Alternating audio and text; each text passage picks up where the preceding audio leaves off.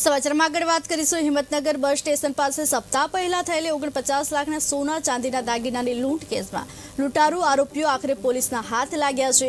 અમદાવાદની કે અશ્વિન આંગણિયા પેઢીના 3 કર્મચારીઓ સોના ચાંદીની ડિલિવરી આપવા હિંમતનગર આવ્યા હતા। આ દરમિયાન હિંમતનગર બસ સ્ટેશન પાસે ઇકો કાર અને એસન્ટ કારમાં આવેલા 5 આરોપીઓએ પોલીસ છે તેવું કહી 19 લાખની ચાંદી અને 30 લાખના સોનાના દાગીનાની લૂંટ ચલાવી હતી। જે અંગે શહેર બી ડિવિઝન પોલીસ મથકે ગુનો નોંધાયા બાદ સાબરકાંઠા પોલીસની अलग अलग 6 टीमों कामे लागी हती। त्यारे बातमीना आधारे ईडर पोलीसे जो के हाल 4 आरोपीओनी झड़पी लीधा छे। गुनाना उपयोगमां लेवायेली इको कार अने एसंट कार साथे पोलीसे कुल 11.22 लाखनो मुद्दामाल हाल जप्त करायो छे। तपासमां हजू आ गुनामां सामेल 5 आरोपी पोलीस पकड़थी दूर होवानुं सामे आव्युं छे।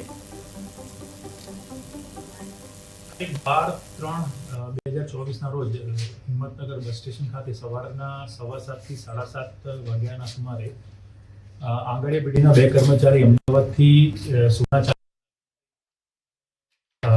ઉતરે છે, જેને અગાઉથી રેકી કરી અને 2 ગાડીમાં નંબર પ્લેટ વગરની ગાડી હતી કેટલાક અજાણ્યા શખ્સો એઓને પોલીસની ઓળખ આપી અને કેમ સોના ચાંદીના બિલ વગરના દાગીના લઈને આવો છો એવી ઓળખ આપી અને એ લોકોને ગાડીમાં બેસાડે છે અને આગળ જઈ અને એ લોકોને રસ્તામાં ઉતારી દે છે અને તેમની પાસે રહેલા પાર્સલ એ લઈ જાય છે, જેની કિંમત આશરે 49,40,000 જેટલી હતી।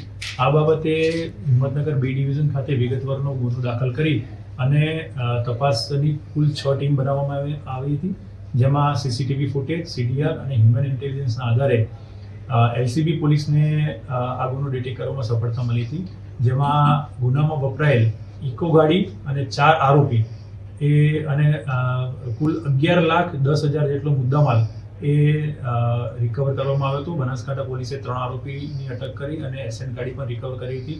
આમ આ ગુનામાં કુલ 7 આરોપીની અટક થઈ છે। હજુ 5 આરોપી